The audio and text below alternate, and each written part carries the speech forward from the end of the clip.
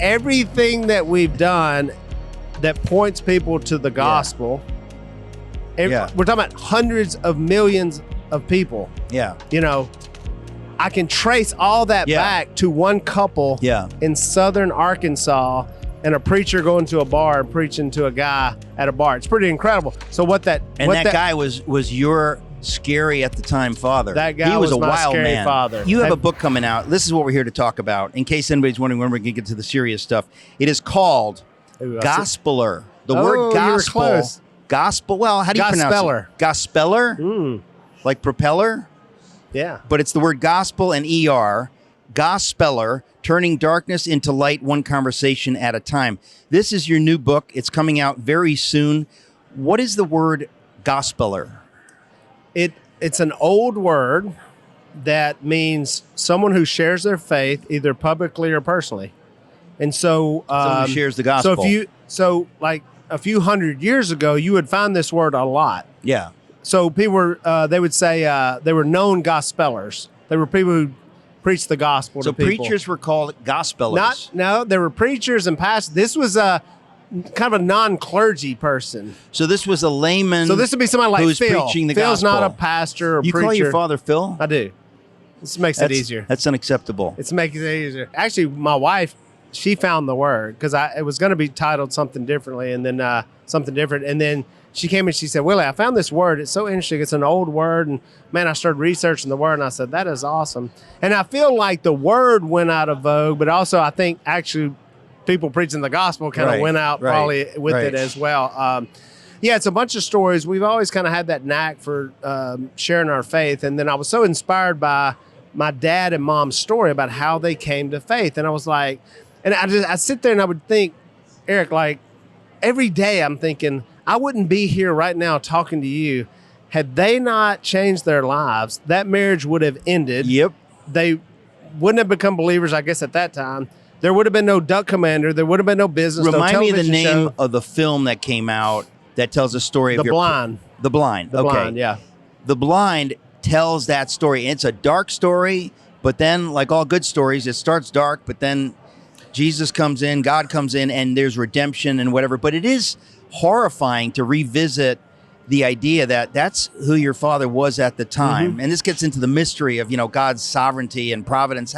You think, was it preordained or could it have gone the other way? Because I think about that with my salvation story. I think, what would have happened if I had not met the man who led me to Jesus, whose name is Ed Tuttle? Praise the Lord for him. But what would have happened? Right. Where would I be today? I don't even want to think about it. Right. You don't want to think it because it's so nasty. It's ugly. The fact that your father raised a family of faith. And that's the second generation. You're saying yourself. I'm thinking, had my parents not. Well, same concept. Because they were, Phil and Kay were split up. Yeah. Phil had kicked us out of the home. We were destined to. Your mom and dad were split up. Oh, completely split up. It was over. Yeah. It was over. It was over. There would be no Willie Robertson in the world. No, I was here. I'd be talking to an empty chair. Oh, you were here. No. Little Willie was here. But he would have been raised a completely different life, and who knows? Yeah. And so if it would have just had affected our family, it would have been worth it, right? Yeah. So they come to faith, the family comes back together. But then as you look at now, once we fast forward 2024, the movie, the television show with the prayer at the end, the podcast, the books, the music albums, everything that we've done that points people to the gospel. We're talking about hundreds of millions of people. Yeah. I can trace all that back to one couple in southern Arkansas and a preacher going to a bar and preaching to a guy at a bar. It's pretty incredible. So that guy was your scary at the time father. That guy was a my wild scary man. Father. Your father was a wild man because I interviewed him many times. His story, man, he was a scary guy. Well, that's what I'm saying. So ergo, the book comes out because I'm thinking it's why I don't give up on anyone because you never know what God's got in store. Yeah. So what I find there is when people are trying to share their faith, and a lot of people don't, and I started listening to why not, like why.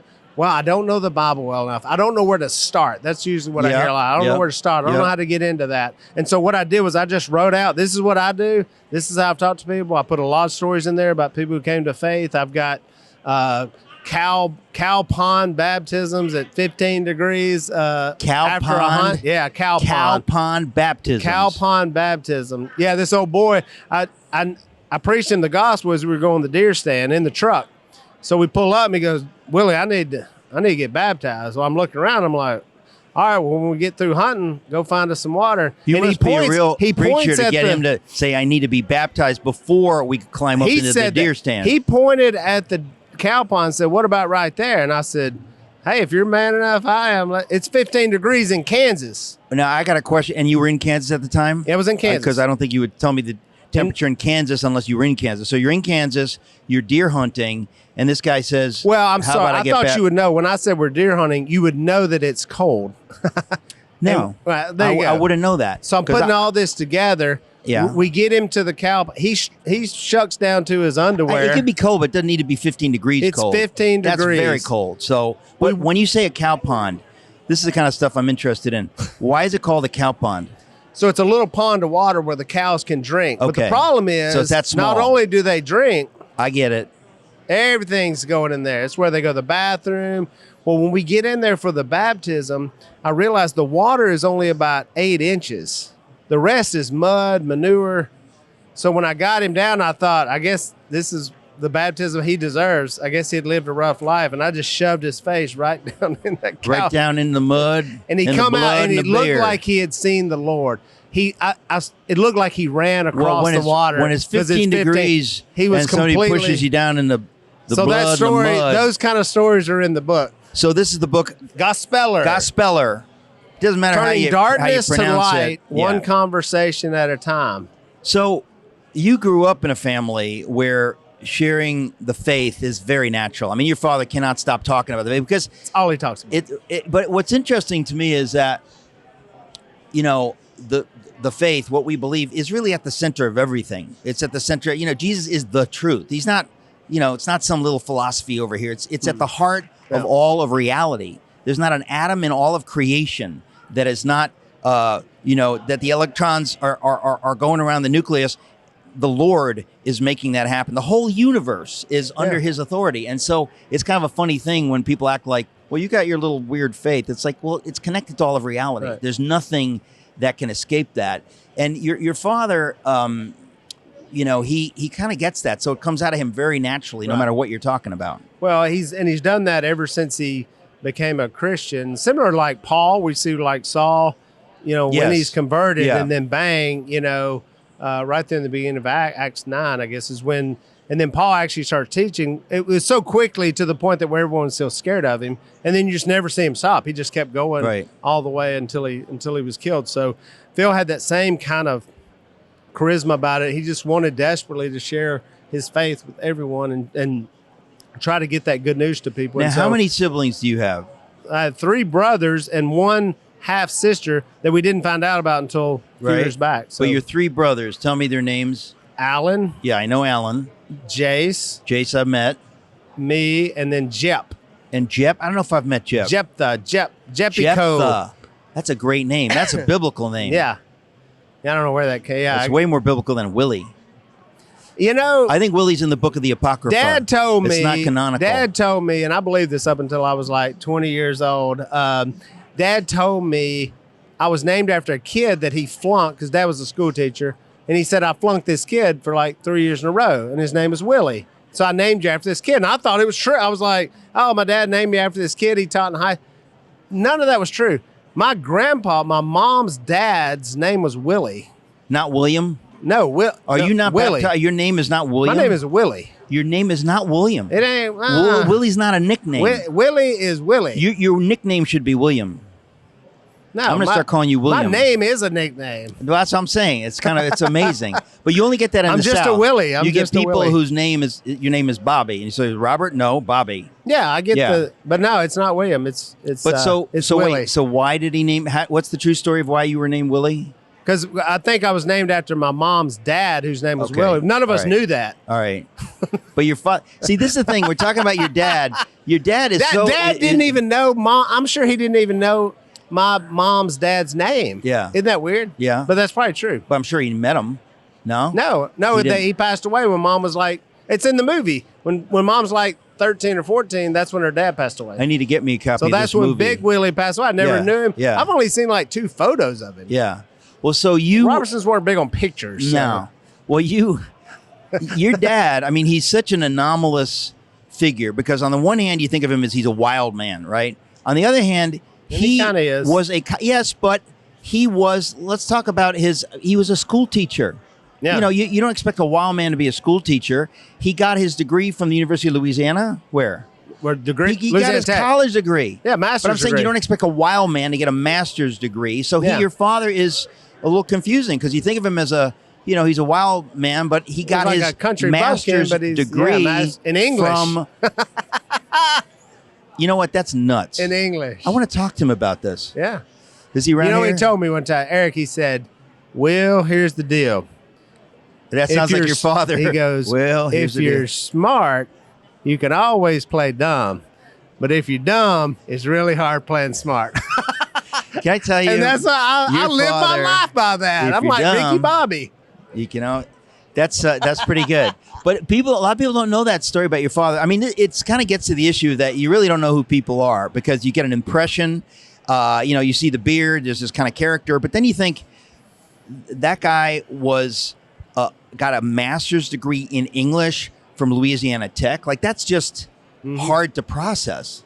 He's a very sharp guy who's kind of playing the aw shucks card, right? But he's very smart. He's smart. And also, he played football at Louisiana Tech. Correct. And he was first string, and Terry Bradshaw was Second string, yeah. second string. Now, we're not making that up. No.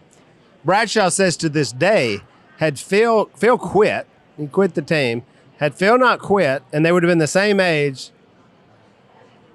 Bradshaw says, I would have never played. I'd have never gone on the field.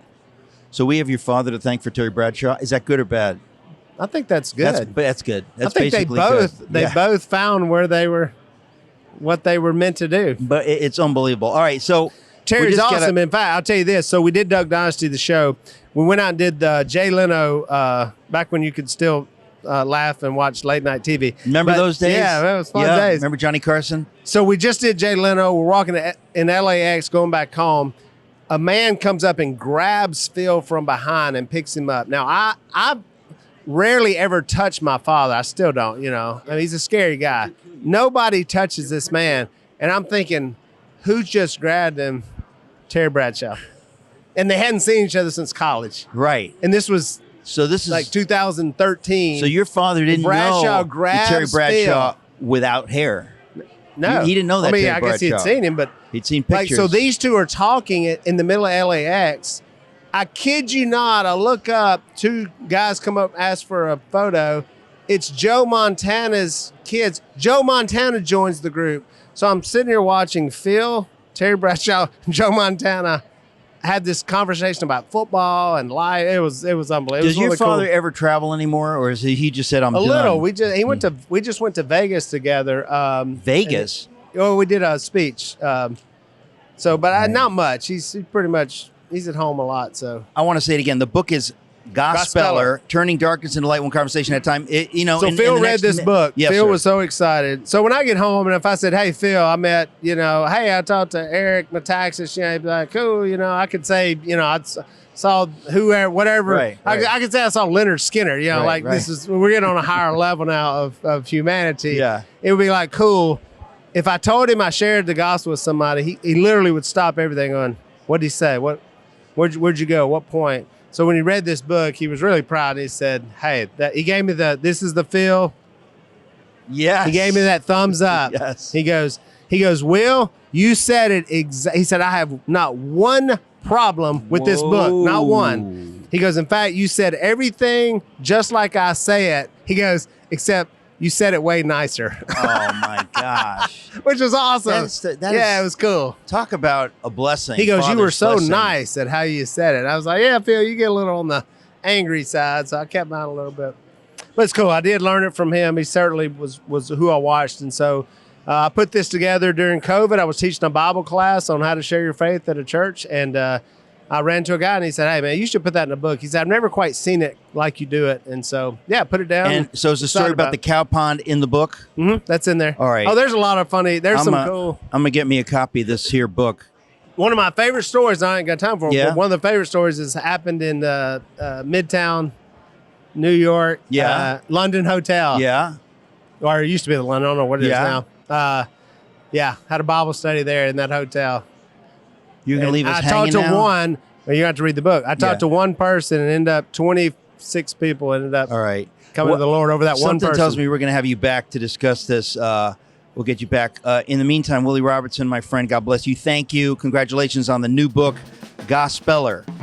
Gospeller, hey. I need to borrow that jacket too. You can have it. I'm filming an ad.